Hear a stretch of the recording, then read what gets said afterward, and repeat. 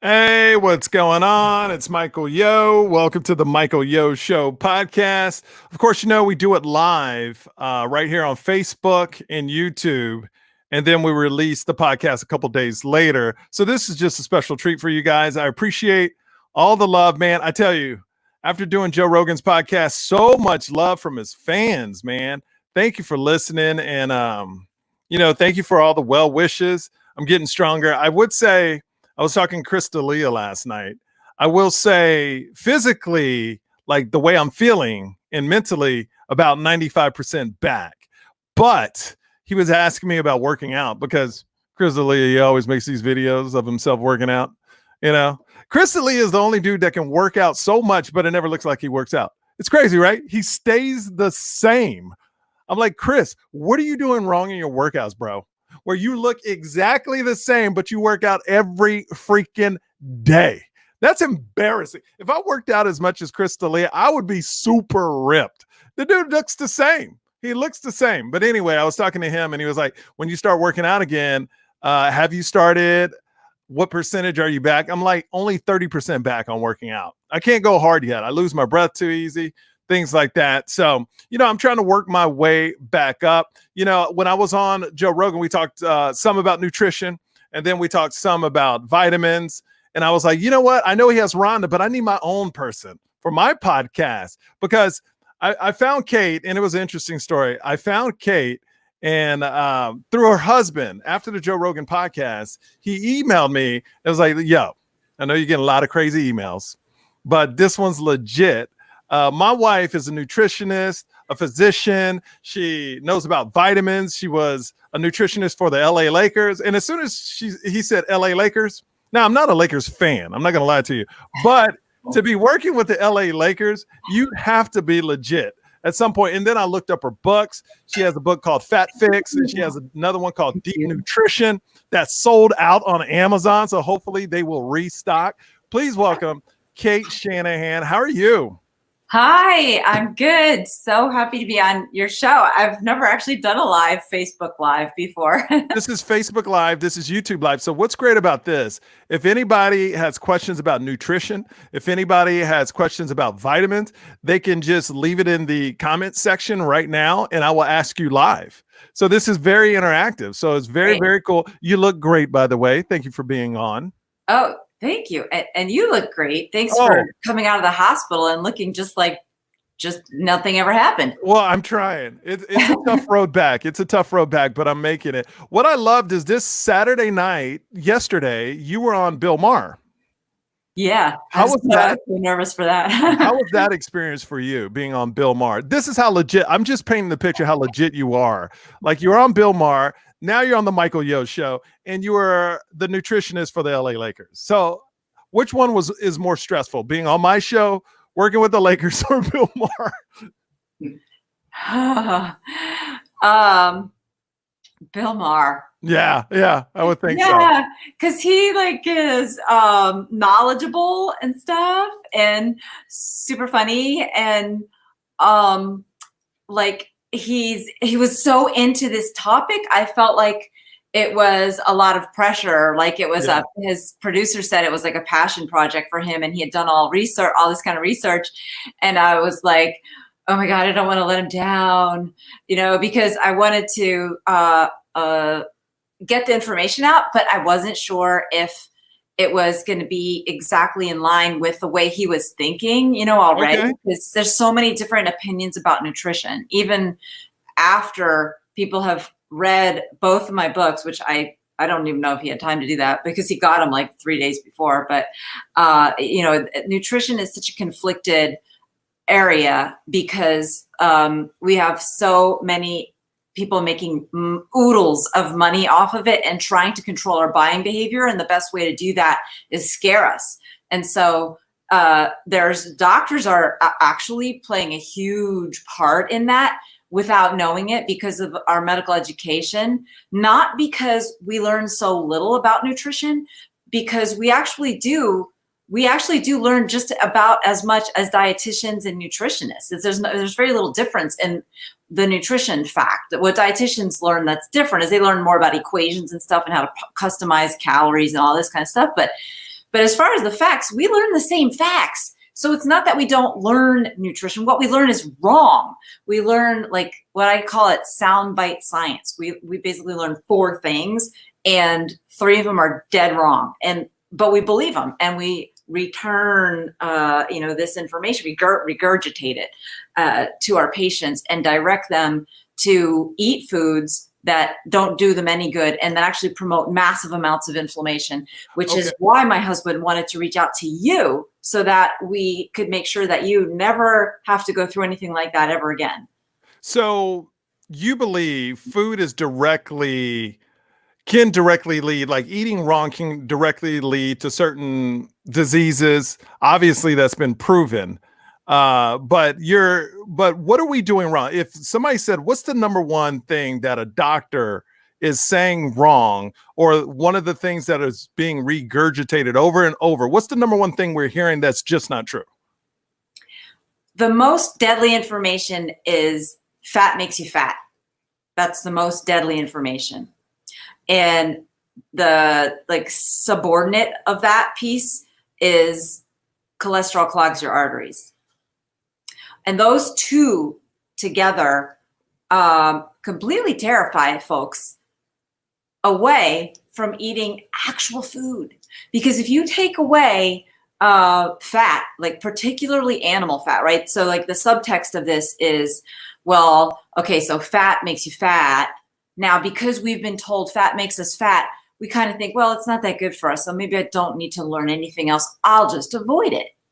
And right, doctors have lazy brains too. So we're just like, forget it, just stay away from fat. So in the 80s and 90s and early 2000s, everything was low fat.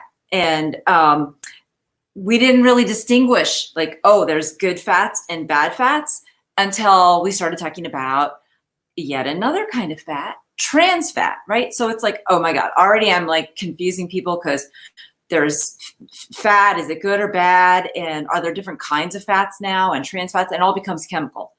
But what doctors do basically is they direct you away from the traditional way of eating and cooking. And when you take away saturated fat, you take away animal fat. When you take away animal fat, you take away 80% of people's fat calories used to come from, because they used to come primarily from fat that was naturally present in animals and butter, dairy fat, eggs, and you take away all of that, and then you leave people with very little fat. So what's happened is the processed food industry has replaced that 80% with horrible fats. I call them seed oils. There's a number of them. It's 8. So I call them the hateful 8. The hateful 8. Okay, I like it. Yeah. So there's 8 of them. So there's 3 C's and 3 S's. Starting with the letter C, we've got corn, canola, cottonseed, soy, sunflower, safflower. You don't have to memorize them. I have it on my website, drkate.com. But you should put it on your phone so that when you're shopping, you look for them. Now, these things today, if you don't know what they are, I guarantee you're eating way more than your body needs. The average American is getting 80% of their fat calories from the hateful 8. And that amounts to roughly 30% of their total calories. And these things are pro-inflammatory. They build up in your body fat. They make your body fat work against you. They make your body fat, they render it so that it doesn't help give you energy. It doesn't help you feel like energized, and it doesn't help you feel sated. It doesn't. One thing in your book I found very interesting, Fat Fix, that I found very interesting is you said that, we're getting away from the actual fat of animals, but the obesity level is going up because we're replacing that fat with bad fat. Yes. And so that's why society today, the younger kids and just America in general is just more obese than it was in the past, even though we ate more animal fat in the past. Yes. And I'm going to pull up in a second here a slide to show what we're talking about, because it's like this slide captures basically the whole what's wrong with American diet. But absolutely, we used to get 80% of our fat calories from animal products and 20% from plants.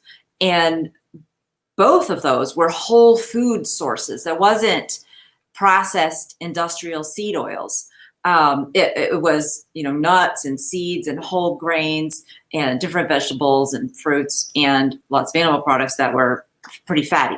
And now it's just all like you try to go to the grocery store and I try to find yogurt, like a flavored yogurt that's full fat. It's, if you can find it, most grocery stores don't have them. Is there a yogurt off the top of your head, that is full fat?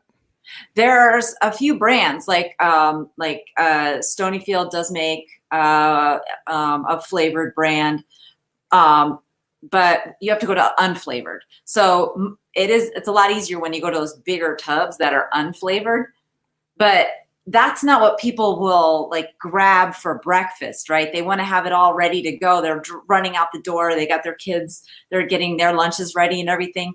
So most people will just grab that tiny little like low fat, high sugar, because it's flavored with fruit sugar and stuff like that. Yogurt with zero fat in it, and it doesn't sustain them. So they get hungry in a couple hours, and then they go for some real junk if they're in an office where somebody every day brings in some real junk. So it's kind of like not having a healthy fat source in your breakfast sets you up for eating bad just every day. So let me ask you this. We're getting a lot of questions, and we're going to get those on later in the podcast because I really want to jump into a bunch of stuff with you, and it's such an honor to have you on. But for instance, because I'm doing this podcast, it fascinates me. After I got sick, I wanted to learn more about nutrition. I want to learn more about food. I consider myself a healthy guy. And we personally went through my diet and we went through what I should be eating. And I've already made a lot of changes for the better. But for people out there, I would imagine a question they would have, just like I have right now. Why is fat, where it sounds so bad, why is that good for us?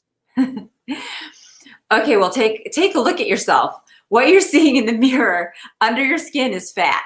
Okay. Like if you're healthy, anywhere from 10 to 20% of your entire body composition is fat. That's there for a reason. It's not for nothing.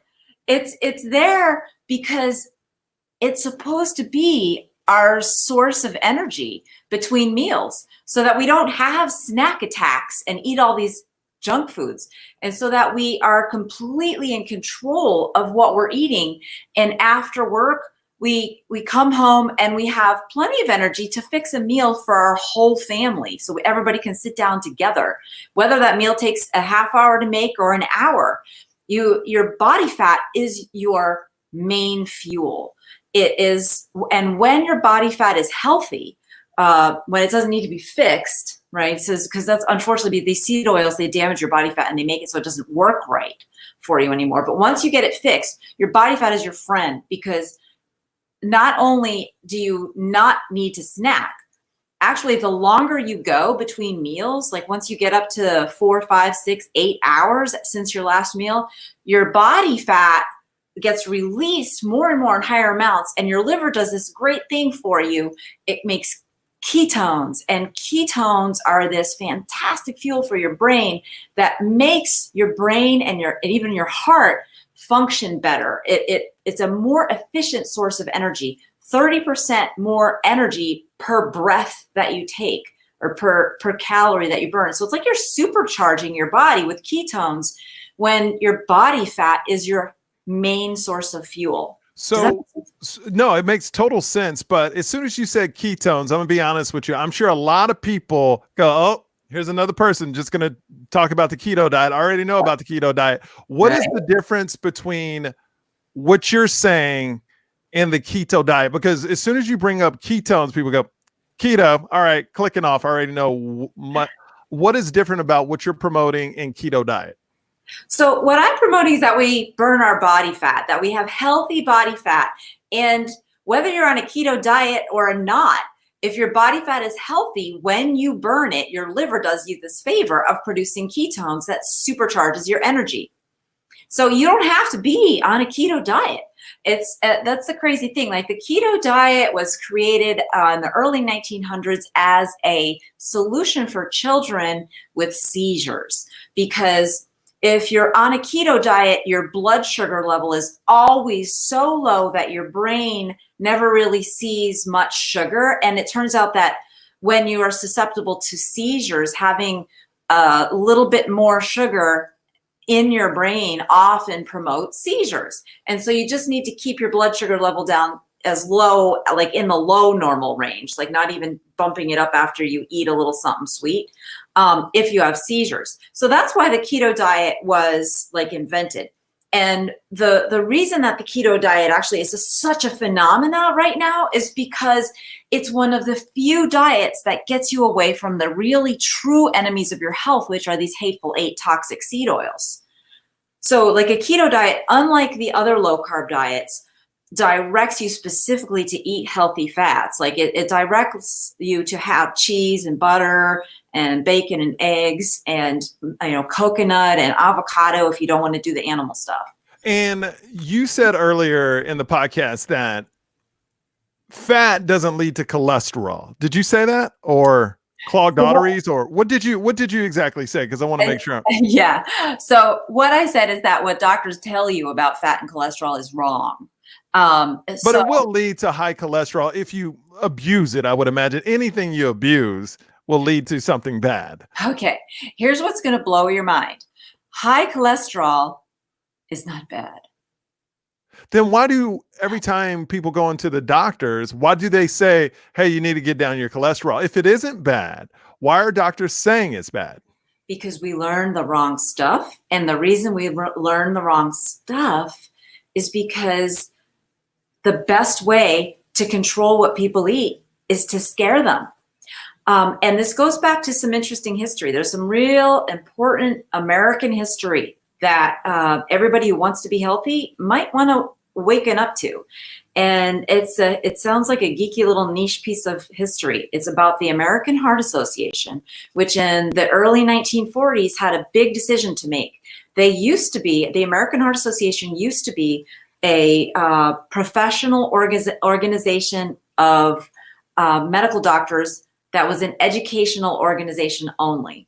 They decided in the 1940s they wanted to become a lobbying organization, and they sold their soul to do that. They sold their soul to Procter & Gamble, who gave them a $1.5 million grant. Procter & Gamble was the producer of Crisco, which is made out of cottonseed oil.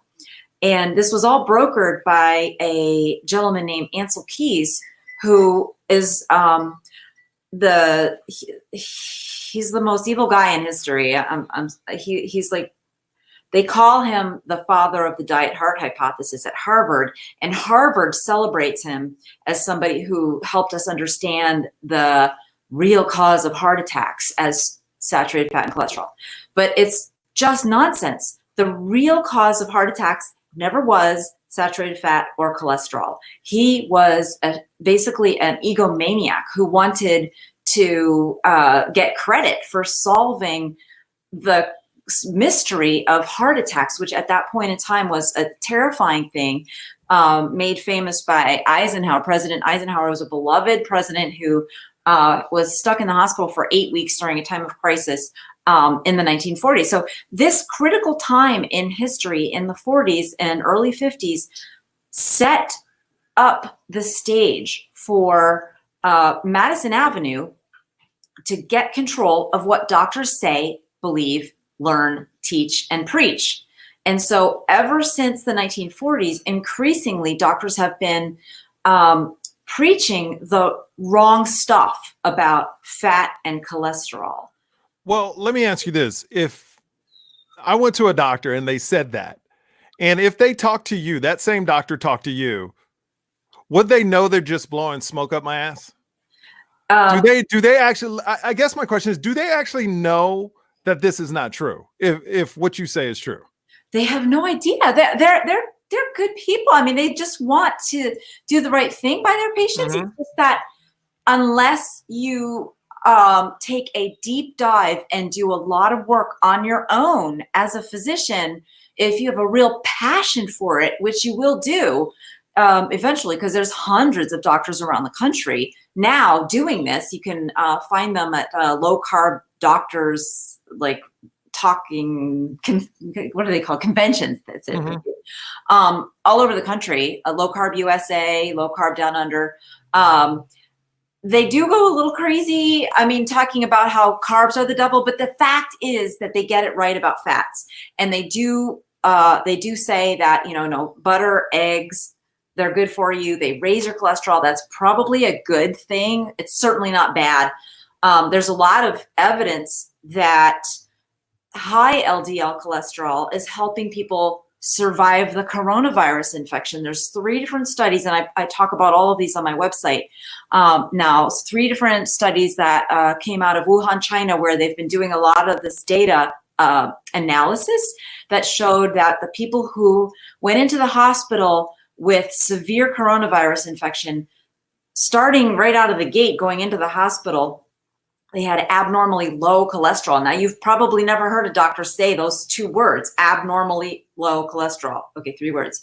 In your life, right? Abnormally low. Like, we've never emphasized the fact that cholesterol is a necessary nutrient for every single cell in your body. It helps you fight infections. It helps your brain function. It helps your hormones. It helps your stress hormones. Your cortisol is made out of cholesterol. Vitamin D, guess what? It's made out of cholesterol in your skin. When the sun hits your skin, it turns cholesterol molecules into a precursor of vitamin D. So you need cholesterol. And these 3 studies have showed that abnormally low cholesterol seems to be a risk factor, because everybody who's entered the hospital with severe disease has had extremely low cholesterol levels. And the people who are most likely to die had the lowest levels to begin with. And then during the hospitalization, their levels got even lower. So it's looking like the evidence is getting, pretty strong that if you want to survive this infection, don't worry about high cholesterol. Don't worry about eating more saturated fat and eggs and cheese and if it's going to raise your cholesterol or not. If your family history is a history of heart attacks, I can guarantee you it's not because of cholesterol or saturated fat. It's probably because of the PUFAs. And I do talk about how all that works in deep nutrition, so that, if you want to get comfortable with the idea, because it's a radically different idea than what's the popular idea, the conventional wisdom right now. So I found this very interesting.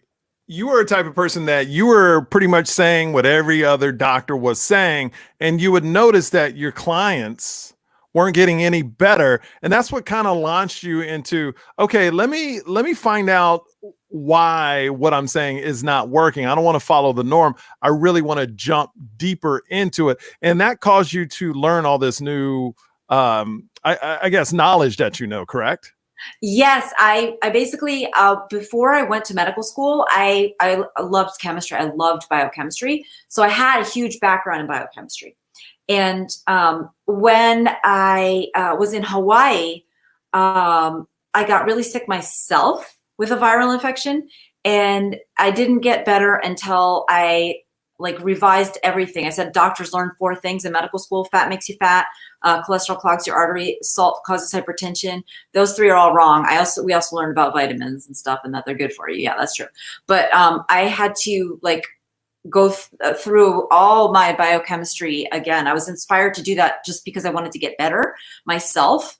And then I started thinking about what my patients looked like and how healthy they were and what they were eating. And in Hawaii, the part of Hawaii I lived in was the South Side, where it was heavy Filipino neighborhood. And they were so self-sufficient. They would hunt goat and wild pig and do all their fishing. They would have chickens in their yard. They would grow all kinds of weird, stringy, Asian-looking vegetables, like string beans that are this long and cucumbers that are this wide and stuff. And they used goat legs, and they used every part. They would eat raw liver, and it was a whole different introduction into what food really was. I went to their buffet party, and there was this 3 tables strung together of the most colorful foods that were all made out of meat. because like they would use bright egg yolks, and the liver was like purple. And then they had all these like weird sloppy soupy things that were made out of like legs and skin and had all kinds of gelatin in them. And the reason I was like impressed, and that this should impress anyone, is because the people who grew up eating this way, my patients who were, 65, they were still working full time as housekeeping in, the hotels on the island. And they would do full days of like full on heavy duty physical activity, like 14 condos they have to clean with these latex heavy mattresses they'd have to pick up and air out, and scrubbing the bathrooms, scrubbing all the pots and pans by hand, because they didn't all have, they're old. They didn't have like even dishwashers. And then they'd go home and cook meals for their family. And if they still had energy, which some did, they would like do workout videos. One of my patients said she would do like a half-hour workout video after doing all that. And I mean, she was like a Energizer bunny, and nothing was wrong with her. Except her cholesterol was high. Her joints were fantastic. Her skin was fantastic. Nothing was giving out. I mean, she was 25. And one thing you told me that I found interesting when you lived in Hawaii, and I read this in your book as well, you said that these people that were 65, 70 years old were in better shape than their kids or their grandkids. Yeah. Yes, because, as time goes by, more and more of the junk foods get into people's habits. So it's not like the kids didn't have access to good food. They just chose, right, to go away from. They wanted more of the fast food, and they wanted more of the junk food and the cereal and the other stuff that was on the commercials that was cool and everything. So I had like one family that was 4 generations. They were all in at once, with great grandma who was like almost 100, and she didn't even wear glasses. She had perfect hearing, didn't walk with a cane. She was perfect weight. But the great grandchild had ADD, and, he had to be on medications for anxiety, and he had all kinds of allergies. And I started seeing this pattern of increasing illness in, the younger people, where, like the children of these super healthy, like super race, would have hypertension, or they'd get a little overweight, or they'd develop prediabetes, or they'd have, like a heart attack, or something happen, or arthritis in their 60s. And then their children, all these same problems, but more, and everything's starting a little younger. And then in the youngest generation of all, there were all these weird learning disorders and food allergies. I mean, it was a really tragic pattern. And I wrote about it in Deep Nutrition. I said, if we don't do something about these seed oils and all this junk food that is loaded with way too much processed flour and sugar that are, addicting, it's a 1-2 punch that makes people get away from traditional food and try to subsist on nothing but junk. We're going to see more and more children who grow up to be adults with less than good health. And, so then I started seeing teenagers who were trying to do sports, and they would get knee injuries and couldn't even finish their high school soccer careers. They would need surgery. And, we always hear about the child athletes now. I don't know if you talk about that at all, or if you have kids that are in sports and their friends are having like to get like their ACL repaired, or they're needing like, what is that, Tommy John surgery if they're pitchers and stuff like that. And this is because of the increasing inflammation, making it impossible to build healthy human bodies. Okay, so I got a great question that just came in, and if you're watching on Facebook Live or YouTube Live, this is a podcast where you can be a part of it. Cate Shanahan, she has book Fat Burn Fix, also Deep Nutrition. She was the nutritionist for the LA Lakers. She was just on Bill Maher yesterday. This is an interesting question. Dr. Steve 300 or 3000. If cholesterol doesn't clog arteries, what happens, or what can cause strokes and heart attacks? Is it more of a sugar issue? I love the question. Yes, it's actually a fat issue. And sugar does play a role, but not until somebody is already past the stage where they go from healthy to prediabetes and they can't control their blood sugar levels anymore. So elevated levels of blood sugar accelerate the whole problem, but you can still have fatty streaks and clogged arteries, because if you've been eating fat that is inflammatory, then the particles that are supposed to carry fat in your arteries, called lipoproteins, don't function right, and they can't get into your cells, they can't get out of your arteries, and they basically just start lining your arteries. And so that's how you get these things called fatty streaks. It's not cholesterol, it's fat. And that's how you get this soft, buttery plaque. If you ever talk to, as I'm hoping that this person who wrote it is an actual doctor, talk to some of your cardiologist colleagues.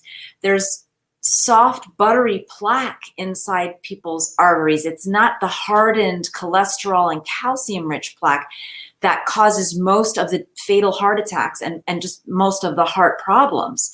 The cholesterol is in there to stabilize everything, and then calcium comes in there afterwards. So like, it's the body trying to repair itself, but the fat is what starts the problem. So this whole idea that cholesterol clogs our arteries is off. Cholesterol is there in the particles of lipoproteins to stabilize the fat in there. And so if we have more cholesterol in there, that's actually good. It makes it more stable. But the least stable fats in the edible universe are these seed oils, these hateful eight. They are so unstable that they react with the oxygen in our bloodstream, and they start destroying the particle that is supposed to ferry fat safely from place to place in our bloodstream. Now, I know you have a slide. Do you have that slide ready you want to show? And would I just put it on a screen on you? How would I do that? Yeah, that's a good question. I'm still trying to pull it up on this thing. Okay, no worries. I just wanted to make sure if you had a slide to show, I wanted you to show it. So like you said, when you learn about nutrition, they give you 4 pillars. You said the first one is cholesterol is bad, right? Yes. And that's not true. Nope. The second one you said was, what was the second one you said it's not true? Fat makes you fat. That's not true. That's what you're saying. The third one you're saying is sugar. Now I want to get to, not sugar. Salt raises your blood pressure. Okay. So not true. So what's another one we're missing? Because I want to make sure, name all 4 of them real quick. Well, the fourth is actually true. Vitamins and minerals are good for you. Okay. So this surprised me when I was reading your book, Fat Burn Fix. You were actually telling people to put not over the top, but you were just like, hey, put salt in it. I'm from Texas. My dad is a person, and my mom, before they even taste the food, well, you don't even know what the food tastes like. Salt. When I moved to LA, I just stopped using salt. It was a weird thing. So I haven't been using salt.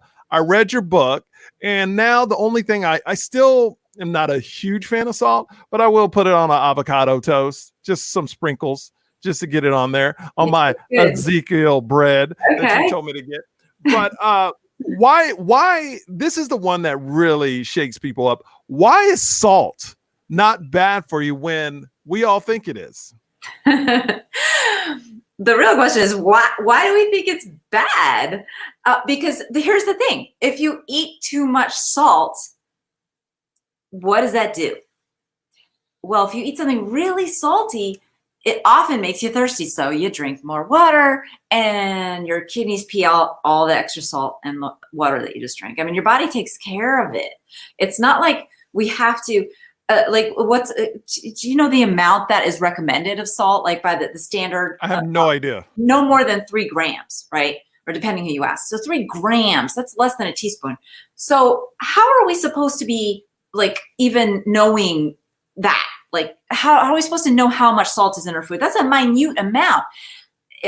Nature takes care of us.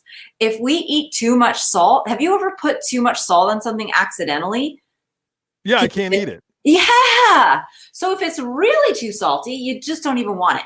But let's say somebody forces you, it's rush week or something. So way too much. Well, then what's going to happen is you're going to wash it down with a ton of water. And a couple hours later, you're going to be in the bathroom, just peeing it out, taken care of. And is your blood pressure going to go through the moon in the meantime? No, it doesn't. Okay. What causes high blood pressure then?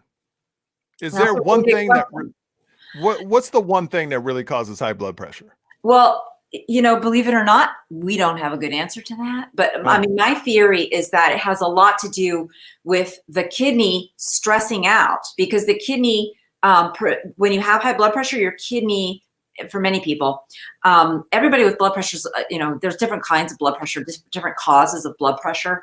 But one of the most common is that the kidney is actually releasing these factors that elevate your blood pressure. And my thinking, and this is a hypothesis of mine, could be totally wrong, is that what's happening is the kidney thinks you don't have enough blood because the kidney's not getting enough energy or enough blood flow or something. And so it's trying to preserve what little blood you do have by releasing these factors that constrict your blood vessels. And when you constrict it, you're going to increase the pressure. And so that increases your blood pressure. So it's but the underlying problem is that your kidney's not getting enough energy or enough blood flow. It can't regulate blood flow properly. And those are all things that are completely explained when you start looking at the oxidative stress angle. So oxidative stress is this magical link between PUFAs, the hateful 8 seed oils, and every common disease people are now struggling with. Okay, I'm still struggling with something you said at the beginning of the podcast because I'm not to that level yet. But I know at the beginning of the podcast, you said, look, once you can go 7 to 8 hours, 7 to 8 hours, I don't want to say 78 hours, 7 to 8 hours without eating, that's where you want to be. My question is, that must be insanely tough to do because like we went through my diet and I'm going to just let everybody in on what we talked about. Every morning I started with oatmeal. And I found out from you that's a terrible way to start your day. I also would eat. I mean, that's pretty much the bad thing I started my day with. You told me to change that to chia seed and almond milk in the morning. Or because I'm lactose intolerant, you would rather regular milk if I could, but I can't do that. So I did almond milk, which doesn't have a lot of fat, but at least chia seeds and all. So it's like a Jello. I sweeten it with some stevia instead of sugar. So I put that in it, and then I put some berries in it, and it tastes great. I love it. It's a better way to start the day. What are some advice? But to be honest with you, after I eat that bowl, that doesn't fill me up for 5 to 6 hours. It fills me up for like 3. No, I wouldn't expect actually, because what I didn't hear is a whole lot of different fat sources going in. So when your body fat is unhealthy and pro-inflammatory, which it is if you've been eating these seed oils, it can't supply you with energy between meals, so you get hungry. And so you have to build your meal where the meal itself sustains you, and it has to break down slowly. And so fat really helps out with that. And actually fat does something else really cool with hormone wise that helps you not get super hungry and tired. So it doesn't spike your insulin basically, but because insulin spikes actually make you build body fat and they make you drop your blood sugar, which makes you tired. But if you have a higher fat breakfast, so like if you were going to do avocado toast, or if you could do butter, I would recommend like butter on toasted Ezekiel bread, which is sprouted grain bread, and the sprouted grain gets into your system very slowly, less insulin spike. And then peanut butter on that, or avocado toast, like with extra coconut cream or something to make it fatty. You want to get like 3 to 450 calories. If you're tall, really tall, you want to maybe get 500 calories. But are you saying that added to the chia seed, or the chia seed doesn't even matter? The chia seed has a lot of good protein in there and some slow digesting carbohydrates in there, which helps give you some energy. So they do matter. And there's lots of nice minerals in there and antioxidants. So they're good for you. But is it bad combining them, or would you just go with the Ezekiel bread, avocado, butter, and whatever else on it? You can combine them if they taste good. Okay. I'm just telling you what I've recommended in terms of like what people have said, oh, I could eat that. I like the sound of that, And so I haven't had anybody come up with a mixture where they put the chia seed on there. Chia seeds Oh aren't no, I would never. No, I would do it separate. But Okay. my thing is, what I'm finding I'm doing now is I'm eating the chia seed. I'm making that chia seed pudding, putting some berries in it, a stevia, and then 3 hours later, I'm just making eggs and Okay. avocado. Okay. But you're saying you should eat that all at once and try to hold on as long as possible to your next meal, or is it wrong that I'm doing the chia seed, 3 hours later I'm eating eggs and avocado, and then about 3 hours later I'm eating something else? Well, I would say do the eggs and avocado first. You might not even need the chia seed. Ah, But yeah, so you want to do the first meal of the day is the most important one to have a high fat content, because it's not going to stimulate insulin, and insulin's going to drop your blood sugar. So if you've got the chia seeds, some of this actually sweet taste can stimulate, even just artificial sweeteners, even stevia, they can stimulate insulin. And so depending on how your body is, you might be extra sensitive to that, and that might drop your blood sugar and make you super tired, hungry, really hungry, okay. tired. There's just those 3 hours later. So the breakfast is really the most important meal of the day, not to screw up. And we do, when we make it be something that tastes sweet or has a insulin releasing ability. And so, carbs make you release insulin. So while you don't have to do a full on keto diet, you could do a keto breakfast, and that'll get you a really good start to the day. Okay, what do you have to say to people that a lot of people out there, no matter what doctor you're talking to, they'll be like, some doctors are like, breakfast is very important. Some doctors are like, breakfast doesn't really matter. If your first meal is at 11 o'clock, that's fine. If it's at 10 o'clock, if it's at 1, that's fine. What's your take on that? It's the most important meal of the day not to screw up. And the only way to screw it up is to have too much carb and the wrong kind of fat. So if you don't eat at all, if you're not hungry, then you're having your body fat, and that's not bad. So to you, just so I understand, breakfast, you're just talking first meal of the day. No matter what time you eat it, first meal of the day needs to have the recommendations you said, the fats in it to hold you longer. Now, what's your advice on intermittent fasting? Good, bad? What's your take? I think it's useful because it's a very good way to cut calories if you're trying to lose weight. So it kind of depends what your goals are, right? So like if you are not a diabetic, if you're a diabetic, I don't think it's going to work out very well for you. I know that there's a lot of folks who do it, but you have to have a lot of willpower, because if you're a diabetic, you're not healthy enough to burn your body fat. And if you are going more than 8 hours, like depending on how you do your intermittent fast, you might end up going more than 8 hours awake during the day. So like, for example, you might not be ready to skip a lunch, or you might not be really ready to skip a dinner if you're a diabetic, because your body fat's just not healthy enough to fuel you. So that's in the fat burn fix. That's kind of like one of the big directives of the fat burn fix is figure out how healthy your metabolism is first before you try to lose weight, because the strategy is going to be different depending on how healthy your metabolism is. Okay, hang on. How do you find out how healthy your metabolism is? I have a quiz in there called my Fat Burn Factor Questionnaire, and it's a 15 or 16 questions that add up to a score of 100 if you're a perfect fat burner, and if you're a lousy fat burner, your score is 0. And so if your score is less than 75, then you're really not ready for intermittent fasting. So you have to be in pretty good shape to really get the full benefits of intermittent fasting. It's all about controlling hunger. If you are hungry with whatever regimen you've been eating, and then you want to lose weight, so you're going to cut calories, you're going to be more or less hungry, do you think? Take a wild guess. You're eating 2,000 calories and you need to eat less, and you're already hungry eating 2,000 calories, you're going to be more hungry. It's not going to work, unless you build your meals just right, right? So that's what I help you do, is build your meals just right. But I don't tell you need to focus on cutting calories right off the bat. I don't want you to focus on cutting calories Even if you want to lose weight, I'm sorry, you have to make sure your metabolism is in shape to burn your body fat, because you're not going to lose weight easily if you can't burn your body fat. That's what you want to lose, is the body fat. And that body fat has to be healthy enough to fuel your day and give you energy. I just got a text from somebody yesterday who says, I'm a diabetic, I work out twice a week, I have 1,000 calorie deficit, I'm not losing weight, help. And I told him, you're not ready for the 1,000 calorie deficit because you're working out twice a day. I guarantee the rest of the time you're not moving. And he said, oh yeah, you're right. I feel like crap. I'm on the couch. I can barely move.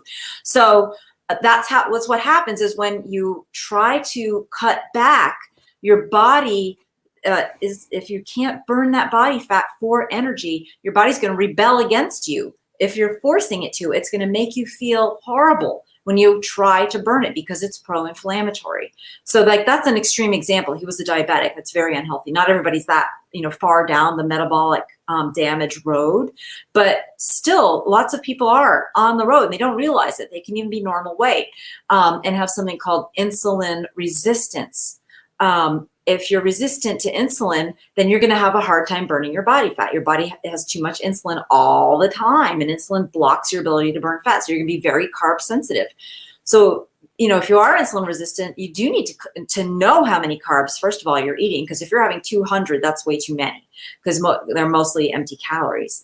And if you are insulin resistant, you really need to cut down on your sweets, because when you're insulin resistant and you have sweets, your insulin shoots up, twice as high, sometimes 10 times as high as somebody who is not insulin resistant eating the same thing. And that takes super long time to come down. So that blocks your fat burn. So there's just a lot of things going on in the metabolism that people have to take into either take into account if they're giving medical advice about it, or account for by following the steps in the fat burn fix. So that's why I have my first phase of my diet plan does not involve calorie cutting, calorie counting. It involves getting the right kinds of carbs and the right kinds of fat into your breakfast so that you don't start your day being hungry 3 hours later.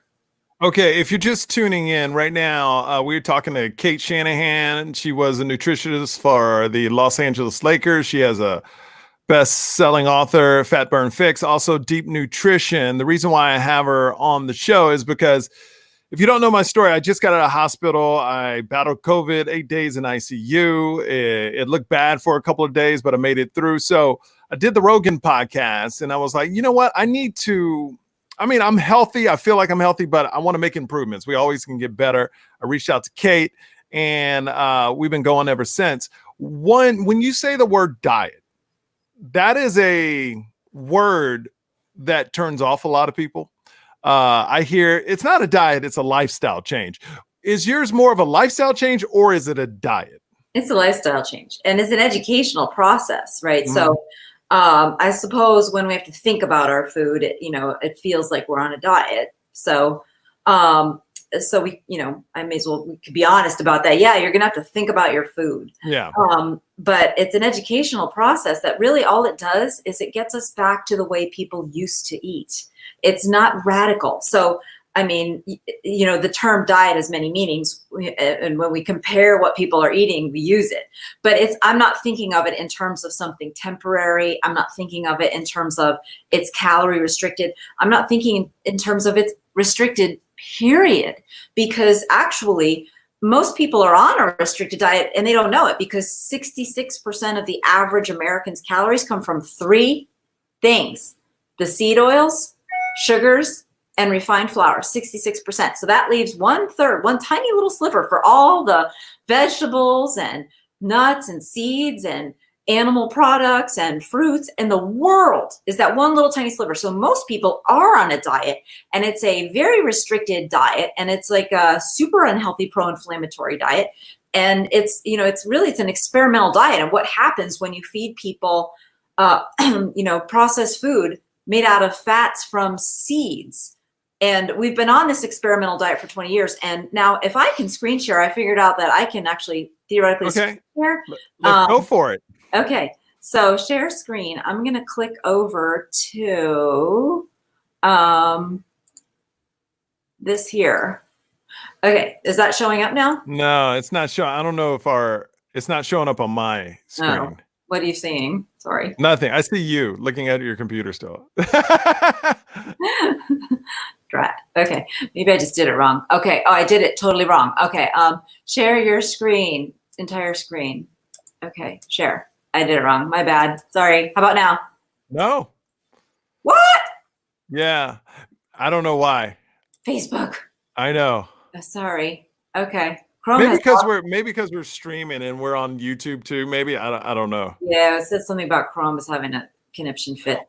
Darn it. Okay, because yeah, it's a graph that shows that over the past century, our seed oil consumption has gone from basically zero because they didn't exist up to 100 pounds per person per year. Our butter consumption has. Wait a minute. Hold on. 100 pounds of seed oil we're consuming every year, each person? Yes. Mm-hmm. Okay, so this is confusing for me, and I'm still confused, and we talk all the time. Seed oil. I've asked you about this. When I pick up something at the store, it's not going to say seed oil on it. What am I looking for on the back of a label to make sure I'm not getting these seed oil products? There's 3 C's and 3 S's. And, you should eventually memorize them, but I do have the resources on my drkate.com site. The C's are corn, canola, cottonseed, and the S's are soy, sunflower, safflower. And if you get mixed up about, okay, so let's see now, coconut, that's also a C. But you know what coconut tastes like? Do you know what cottonseed tastes like? No. Nothing. It tastes Wait, like nothing. So you said sunflower too? Yeah. Sunflower, it doesn't mean sunflower seeds are bad for you though. So it's the refining, bleaching, deodorizing, and the concentration of these PUFAs and the stripping of everything, and it changes the fatty acids. So I have all this on my website for people who want to know more and want to kind of like get it nailed down. What's the website again? drkate.com, drcate.com. Okay, so what are some things that these foods can be made in that's good? We looked at, okay, watch for these 6 things, but what are some things on the back of a package you're looking at? What type of oils are we looking for? Coconut oil, you said? Coconut, olive, even palm. I don't love recommending palm because it's horrible for the environment, but the fact is it's a stable fat, so I can't, and then you're never going to see this probably, but actually butter, you sometimes do see butter. Like Pepperidge Farm has a line of cookies that has butter in it instead of the vegetable oils. But I do have a list of products also on my website, and I linked to that on my most recent post, that peanut butter, for example, you can buy one brand of peanut butter and it's going to have soy or corn oil in it, or hydrogenated oil in it, even worse.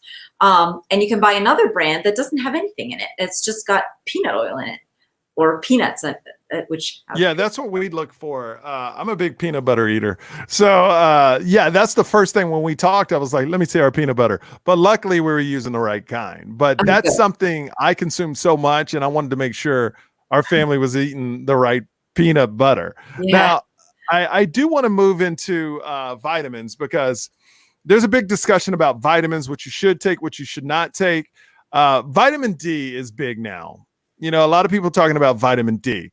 I've changed to not taking vitamin D, to taking 5,000 IUs, I believe they say, of vitamin D a day, even though the bottle recommends every other day of that. But I'm just like, screw it. I can't. Yeah, I'll be fine. Why is vitamin D so big? And do you think there's discussions that I've heard that vitamin D can, be not an answer to corona, but help fight it as well? Yes, right. It's just the immunity. It gets your immunity up to fight it. Yeah. I mean, I hope it does, because that makes life so, easy. We can do something so easy and potentially support our immune system. I mean, the thing is, if you have a deficiency of a vitamin, that's a big deal. You can't be healthy. You can't be optimally healthy. And when you're trying to fight off an infection, that's like one of the hardest things your body's ever going to have to do. If you, especially viral infections, because they're so sneaky, they hide inside your cells. Viruses are sneakier than bacteria. And if they get into the point where you're in the hospital with a virus, you're actually in worse shape than if you're in the hospital with a bacterial infection, because you can just get some IV antibiotics for the bacteria, but it's all on your immune system to fight off the virus. And that's why, staying away from these seed oils, they is so helpful, that your immune system can't possibly fight off a virus effectively when it's got your body fat and your diet are full of seed oils. But the vitamin D probably plays a key role, because every cell in your body needs to have calcium inside the cell at the right amount at the right time, and vitamin D helps to modulate all that.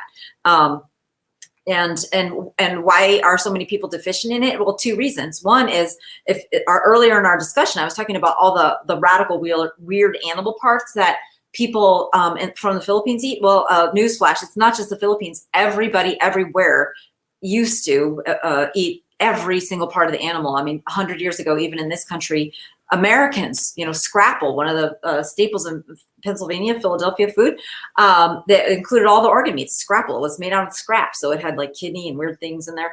All of those parts of the animal are super foods. They are concentrated in things like vitamin D. Like liver has got a lot of vitamin D. Kidney has a bunch of vitamin D. It's where the stuff is synthesized and stored in there. Also, so that's one reason we don't eat the radical weird foods that we used to. And the other one is that we don't get sunlight. And, we're in Seattle, I'm living in Florida, and right out there is a whole bunch of potential vitamin D happening, but my skin isn't out there. Yeah, no, it's true. It's beautiful, but a lot of people aren't getting outside, especially during a pandemic that has you locked up inside. I don't know if this question you can answer, but Gloria asks, what is the best way to take vitamins and medication? Like together, do they counter each other? So most vitamins are absorbed better with food, because that's how vitamins normally come into our body, as part of a whole piece of food. So, and that food doesn't have to be the biggest meal, but it should be really ideally the biggest meal of the day, but it doesn't have to be like literally at the same time. Like you can eat dinner at 6 and, out at a restaurant, and then not get home. You've still got loads of food in your digestive system. So, by 9 o'clock, 10 o'clock, it's still fine. I just wouldn't do it like first thing in the morning if you don't eat a breakfast or a decent sized breakfast, especially not if you're trying to absorb fat soluble vitamins, which vitamin D is, and you don't have any fat in that meal.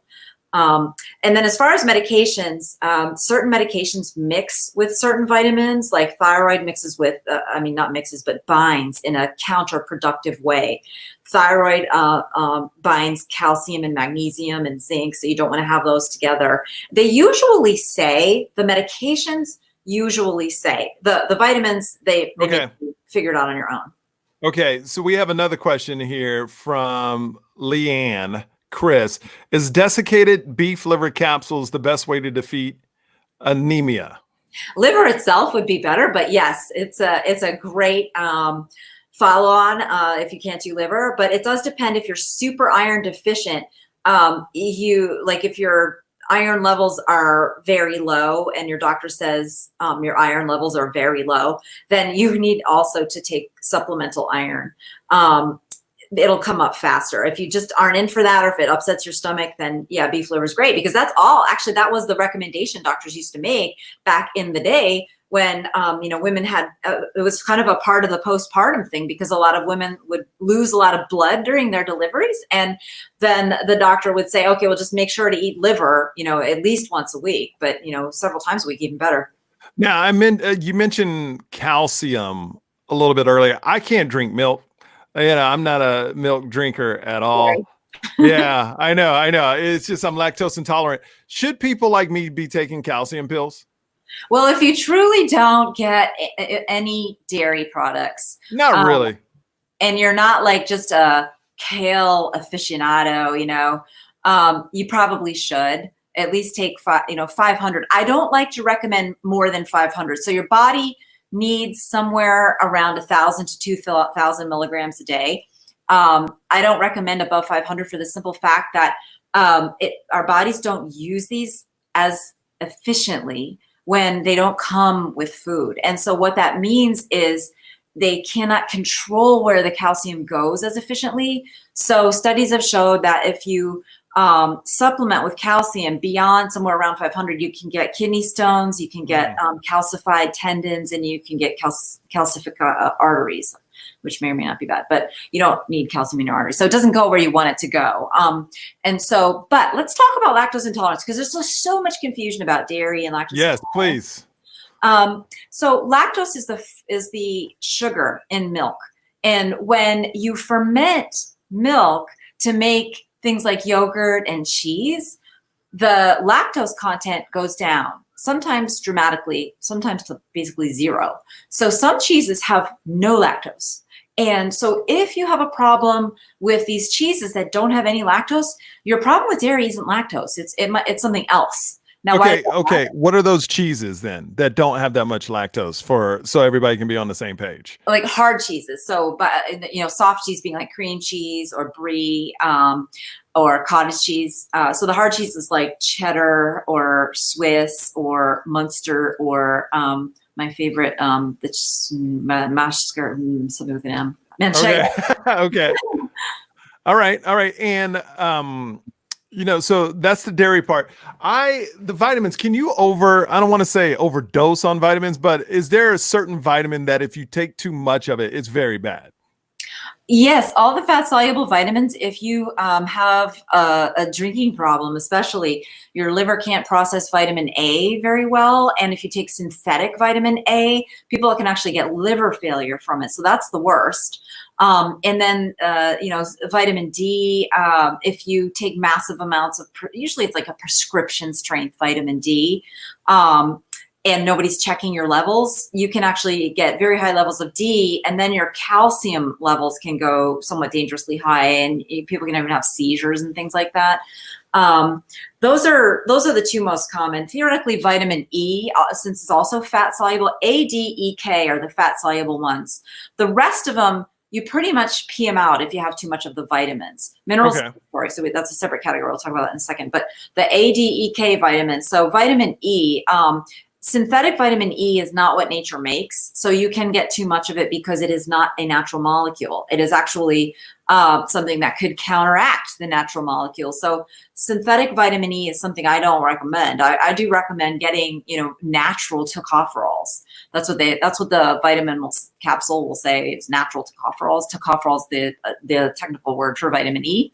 And then vitamin K, there's two kinds of vitamin K, K1 and K2. We've actually really just recently discovered vitamin K2. And so we have no idea what it would do in excess, or if there's such a thing as excess. And vitamin K1, I just don't think there's much possibility of having problems with that unless you're on a blood thinner, because vitamin K makes clotting factors. And if you're on a blood thinner for a heart condition, then you should not have like days where you have a ton of vitamin K. Then they measure whether you're taking the right dose, and they adjust your dose up. And then you stop taking vitamin K, take the same dose, you're going to overdose.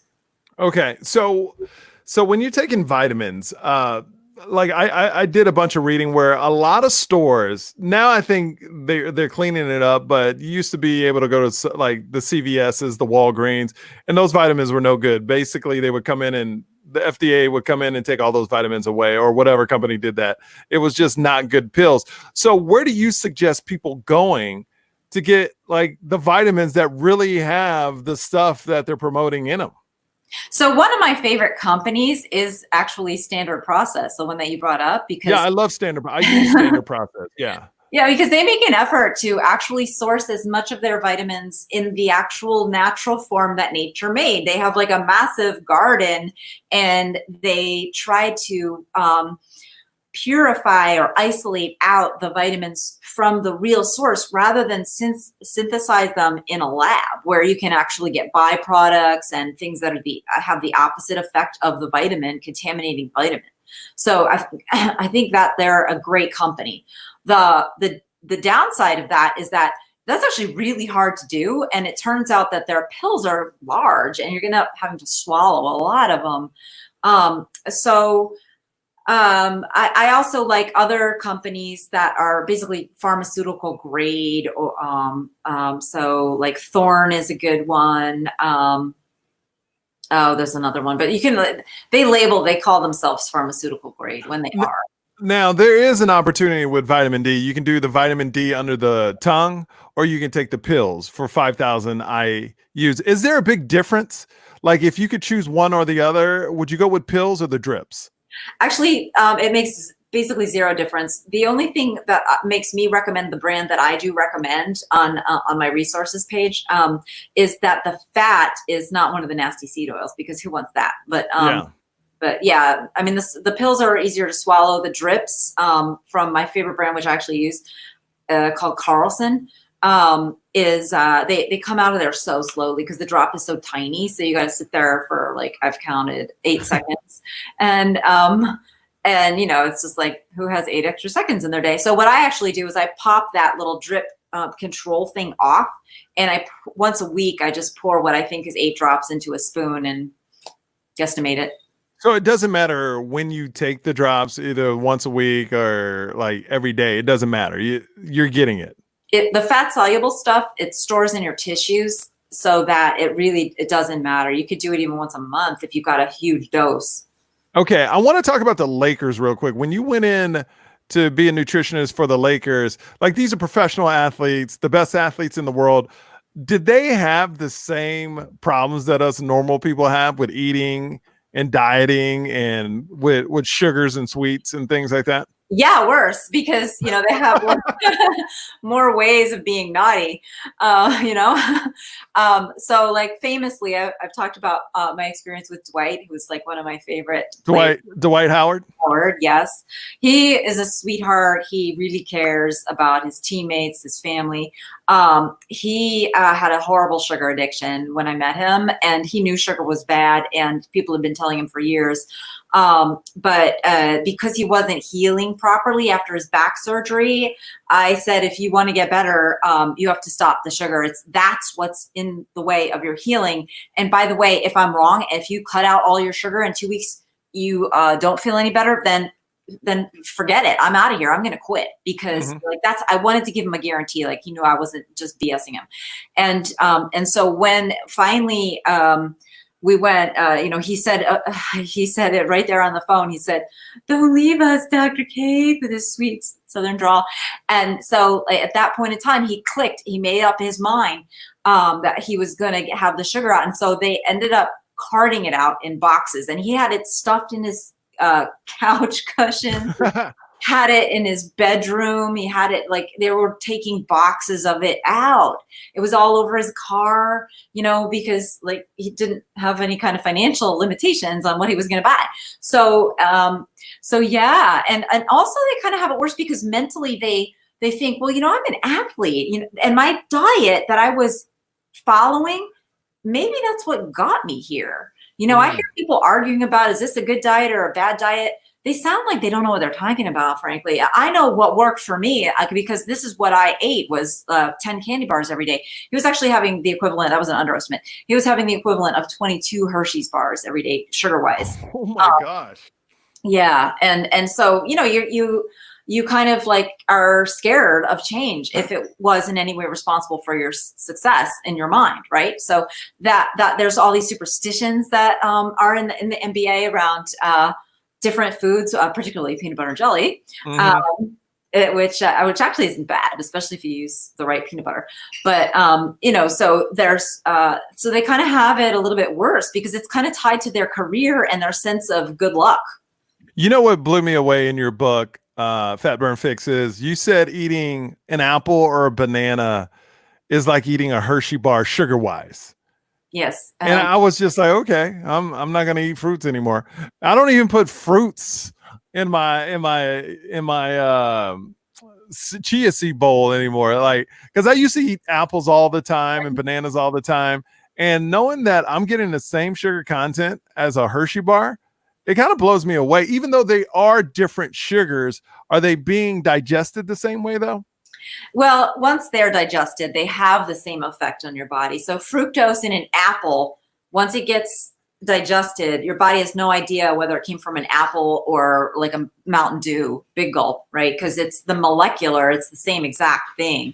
It's just that that apple has a few other nutrients in there. So the best fruits, a lot of people ask, what are the best fruits? The best fruits are the smallest ones, because the skin has a lot more antioxidants and sometimes a lot more vitamins in it. So the higher skin to pulp ratio is better. And that means that the smaller it is, the better. So like, what are those things? Goji seeds? That was like a popular thing. Mm-hmm. Those are teeny tiny. So they're a super healthy fruit. Blueberries are super healthy. And the one exception to that rule is like the melons. So melons are super watery, so you can have a big volume of them without getting a whole lot of sugar. Okay. So for a person that's trying to get into the vitamin side, what is 3 vitamins they should start off with and definitely add to their collection? If I'm new to vitamins, I've never taken vitamins in my life, and I need 3 vitamins to take to just get it going, what should I be taking?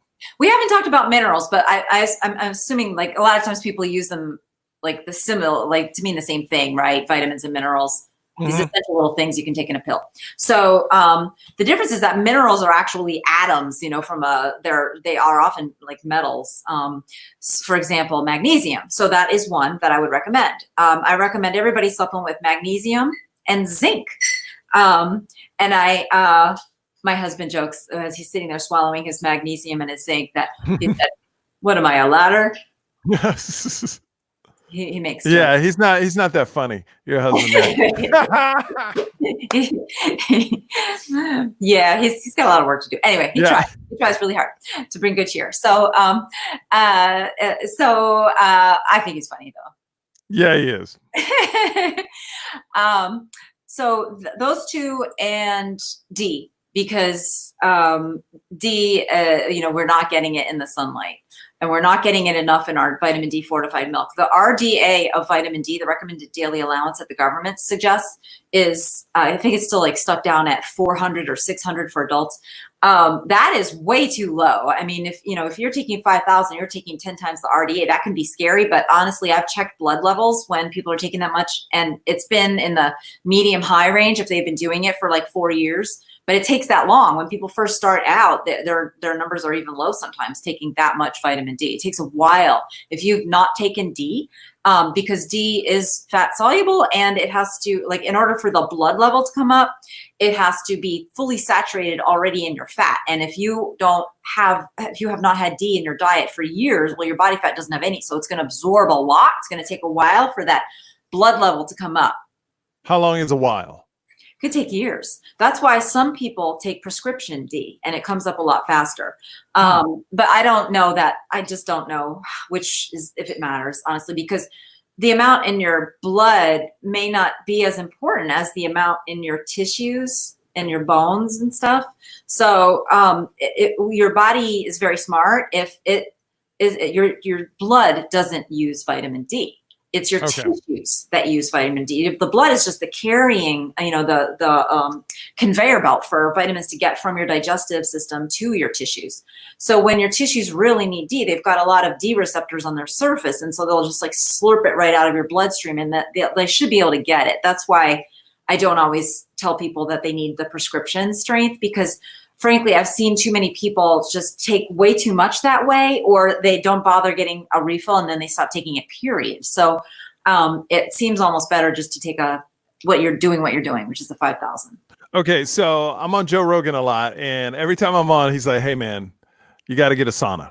You have to get I sweat every day, 180 degrees. I was doing 210, but now I'm at 180 degrees. Man, I'm telling you, it helps. It helps. It helps." So I was like, okay, I heard Dr. Rhonda on his show talk about saunas. What have you found out about saunas? So I did a whole bunch of research because you gave me homework. I love homework. Yes. And I found that there's all kinds of research showing that it improves concentration, improves learning, around sport. It improves well-being, it improves relaxation. And I had this strong sense of deja vu because 5 years ago, it was massage that did all those exact same things. And 5 years before that, it was, what was it before that? Acupuncture. And before that, it was yoga. And before that, it was meditation. So what I'm thinking is that getting in a relaxed state and changing your physiology a little bit is a good thing. But it's not like it's the miracle. Okay. There's a lot of cool miracles out there. So you can do whichever one you like. Okay. But like when you're in a sauna, what is there such a thing as sweating out toxins? Yes. It is. Okay. Yes. Because your sweat glands let me interrupt. Sorry to interrupt. What exactly is a toxin? Like what exactly these toxins we are sweating out? Yeah, that's such a good question. Because like, how does your body know, right? Yeah. Do your cells take a chemistry course? Right. No, they just know, like they know what they want, right? So there are cells that specialize in keeping in the good things. So kidneys do that. Kidneys reabsorb all the good stuff, after they filter your blood, and then they suck in a lot of the good stuff from the filtrate that they know what they want, and the rest just goes out by default. Gotcha. And then so that's one way of defining a toxin, is something that your cells can't use and it just gets excreted. And another way is something that triggers your liver to turn on these powerful bodyguard enzymes that break down foreign molecules that are doing bad things to them. So like your liver has to be like Rocky on the ropes there, like, oh, this molecule is beating me up. And then it wakes up enzymes that beat up the molecule, and then it goes out by your bile and you poop it out. So that's something. And your sweat glands kind of have some other mechanism of doing something similar. Like there's something about ions. Like if there's just too many ions, your sweat glands are going to get rid of them. But they do seem to have the capacity even to get rid of like some small fatty acids, like breakdown products of fatty acids that are just the body's not using. Okay, so before we end, I just want to go through how people can reach out to you. Your book, Fat Burn Fix, they can get that. Deep Nutrition. Are they sold out on Amazon, you said, or is one sold out? Yeah, they're both sold out, but on Amazon and hard copy. But you can still get it on audio. You can get it on Kindle, and you can get the Fat Burn Fix from Barnes and Noble, and then you can get Deep Nutrition from it's like discountbooks.com or something like that. Deep Nutrition is the older one, correct? Correct. Fat Burn Fix is the newer one. Okay, and what is your website again? Dr. Cate, DrCate.com. So what we're going to do is put all that information. Send me your book links if you find any that where people can buy it. I'll put it in the information below. So if you're watching this on Facebook and YouTube, you can check out her work. And also if you're on the podcast, you can just click the links and it'll take you right there. Any last words, Cate? I mean, this was awesome. I've learned a lot. I'm sure I'm going to have you on several times because, this whole COVID thing, we're learning more stuff every single day. But I think it goes back to, look, I had shitty luck. I'm not gonna lie. I just, my immune system was run down.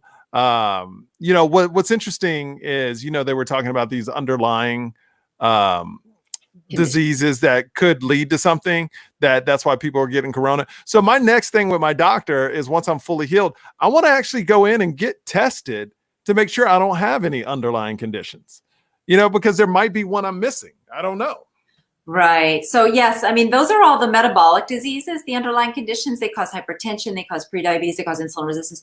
Unless your doctor's like got a metabolic passion, he's not going to do the most important blood test he could do, which is something that it gives you something called your insulin resistance score, also known as your HOMA-IR score, where you test your fasting blood insulin at the same time as your fasting blood sugar. That is the most important one because insulin resistance underlies all those other metabolic conditions that were considered the pre-existing condition, even things like migraines. I know you, when you were on Joe Rogan, you were like, they said migraines is going to be listed as your underlying condition. Well, migraines can be due to, a variety of things, but they're always made worse by inflammation. And so having the PUFAs in your body fat causes inflammation. It causes the inflammation that causes insulin resistance. So the PUFAs in your body fat, the seed oils in your body fat is the underlying condition that underlies everything. That's my take on all this. There's a few doctors out there that I think agree with me. It's not like a universally accepted thing, but these seed oils are no good for you. So why not just cut them out? But if you do cut them out, I guarantee, this is what I said on Bill Maher, that if anybody has been off of them for 5 years and they're under 65 and they don't have like a serious immune problem, like chronic infection, like Lyme disease or HIV or anything, or chemotherapy right now, they're not going to end up in the hospital. If one person has that, let me know, because I would be surprised if you have been categorically avoiding these seed oils 5 years, they're out of your body fat. You should not have gotten the complications of the virus. And maybe we should talk about that a little bit more, but the inflammatory complications, which is the ARDS, the thing that makes you need to go on a ventilator, and the cytokine storm, which is the thing that causes the blood clots and makes you swell all over and causes kidney problems and strokes. So to you, what's causing these blood clots? The cytokine storm, which is a result of having inflammatory body fat. It's the fatty acids in the seed oils themselves get transformed into chemicals that cause this stuff to happen to our body. So to you, it all starts with these vegetable oils. The worst of it, yes. I mean, I'm not saying that a viral infection can't be serious without these oils, right? Like, I mean, the Spanish flu was so deadly, it killed people in hours, but that was a very aggressive virus. Yeah. Coronavirus, I mean, compared to that flu, this coronavirus is a puppy dog. And that's not to take away. I mean, that means it can still kill a lot of people, right? Especially those over 65, which is mostly dying. But we're making it worse. And what I'm saying is, you take away these seed oils 5 years ago, you would not have been in the hospital. Got you. Well, I'm definitely on my way to doing that. I look over my food much, much more. I'm taking my vitamins every single day, where I didn't take it seriously before. And I think, look, I made it. There's a reason why I made it. I feel that. And my job is now, I thought it was healthy. This was so interesting. I worked out 6 times a week. I thought it was healthy. I thought I was doing everything right. And then when you go to the hospital and go through something like this COVID-19 I did, I was like, all right, let me step back and reevaluate myself and see if I was really as healthy as I thought I was. And then after going over the things I ate with you, I was like, wait a minute. I can do better. It's not that I wasn't healthy. Like, I ate oatmeal every morning. Look, I learned from you, all that oatmeal I'm eating is just turning into sugar eventually. Right. So I can do better. And that's what I found out from your books is, it's not about, I wasn't bad, but I can do better. So why not do better? Exactly. And that is a state of mind. And that is a state of mind that I want to make contagious as this virus is, because we can take a sad song and make it better. As I said on Bill Maher. Yeah. If we take this opportunity to realize that what this virus, if you swallow the red pill, if you swallow the Kool-Aid that I'm handing out here and saying, take away these seed oils, nobody under 65 is going to be in the hospital. That means that we have an enormous power to make everybody so much healthier, because these underlying conditions that when your doctor does blood tests, he's going to check your cholesterol levels. He's going to check, your blood sugar levels. These things all improve when people get their seed oils out of their body. So that's why I say it starts with the seed oils. It's not just theory. I've seen it. I've done the tests, the blood tests. I've asked people what they eat, and I see things get better, and they tell me people feel better. People have had crazy things get better. Like, just one example, somebody had like a macular degeneration. You know how Stephen King, the author, is going blind for macular degeneration. So he's got this person had that, and they were in their 40s, and it was like no reason why they should have that, because they were probably insulin resistant, honestly, at the time, but doctors don't know how to test for that. But he got the seed oils out of his diet, and it went away. His macular regenerated and his vision became perfect. But are you saying you won't see these effects, because you're saying 5 years a lot? You won't see these effects till 5 years? I say I can guarantee them in 5 years. And you're going to start seeing effects the morning you start eating a healthier breakfast, because you're giving yourself an energizing kind of meal. The healthy fats in there are going to energize your body in a way that you haven't had, experienced if you've been eating oatmeal for breakfast. You haven't experienced like what you're supposed to in terms of just a normal energy level. Everybody watching, I want to thank you for all the questions. We can't get to all of them, but Xander wrote, is it better to eat 3 big meals a day or to eat more regularly? For example, 6 smaller meals throughout the day for metabolism reasons. Now, you do hear this from different people. You need to eat a lot during the day because it's like throwing fire. I mean, it's like throwing wood on the fire. It keeps your metabolism going. What's your take on his question? Yes, I love the question because it is one of the biggest myths out there. The dietitians will tell you need to eat 6 small meals because you need to regulate your blood sugar. But you have hormones. You have 20 hormones roughly that regulate your blood sugar. You do not need to regulate your own blood sugar mentally. If people had to regulate their blood sugar back when we were, on the Serengeti plains, we'd all have died. You also do not to keep your metabolism going. It's not like this pilot light that's going to burn out. What's going to happen if your metabolism stops? Are you going to die? Are you going to turn into a ball of fat? Your metabolism doesn't stop. When you stop eating, that gives you an opportunity to burn your body fat. Now, if you don't feel well after you've not eaten for a number of hours, that means your body fat's not healthy enough to do its job, and you've got too much seed oils, and you need to radically reformulate your meals so that they can give you the energy between meals. So you're saying people are gathering their energy from the wrong thing. They're substituting sugar and different foods for energy where it should be, no, my fat should be the thing that's creating my energy now. Yes. I mean, if you take that 6 small meal argument to its ridiculous extreme, is like, no, you have to keep that fire going. You've got to stoke it now. No, it's not just enough to do it 6 times a day. You got to be doing that every 5 minutes because, you got to keep those calories up in your bloodstream, right? So now you got to eat every 5 minutes, but you can only have 2 calories. So that's that's the ridiculous extreme that argument is, that I think should help smash the argument, because why not more? Why not more and more? Why is 6 the magic number? Unless there's this thing called storage energy, which is our body fat, right? So you don't have to count your calories. If you eat too many, if you eat more protein than you need, your body converts it to fat. If you eat more sugar than you need, your body converts it to fat. If you eat more fat, it just goes into your body fat. That's what the fat is for that overflow.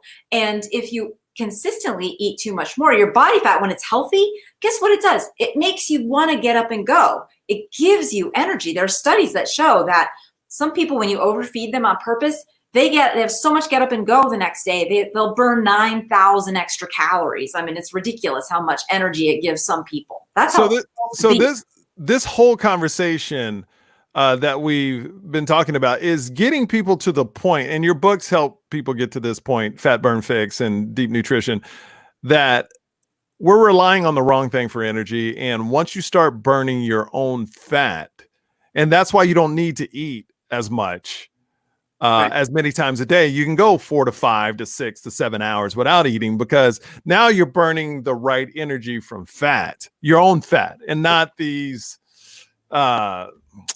fats that are processed, or these are actual fats. So that's what you want to get people to, and in your books you let people know how to get to that point.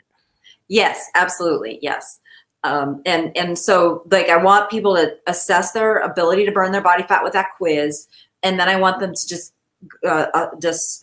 go through the right phases for the right amount of time. And I teach people how to use their level of hunger and how they feel when they're hungry as a guide to whether or not you're ready to cut your calories, whether or not you've eaten enough, whether or not you still have sugar issues, because it is all designed by nature for our bodies to be able to do it all perfectly. We didn't used to have all these apps and calorie counters and scales and everything.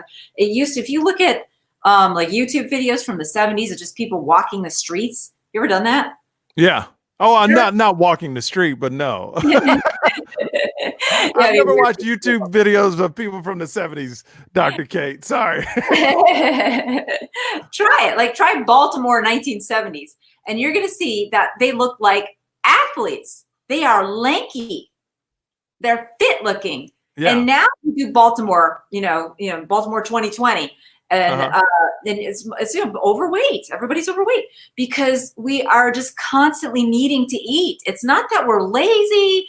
It's that it's not that we have no willpower. It's that we can't get energy from our fat, and we're just dying for energy. So we have to eat more often, and that's only because of these seed oils. So you get them out of your life and you do nothing else, then you are going to be healthier. It's going to take longer, but if you learn how to build your meals right, you can start feeling benefits right away. Yeah. So basically, we've replaced good fat for terrible fat. And the 4 pillars, as you said, go over those 4 pillars again before we end the podcast so everybody knows. The myths, like the doctor myths, yes. Yeah, okay. So fat makes you fat, wrong.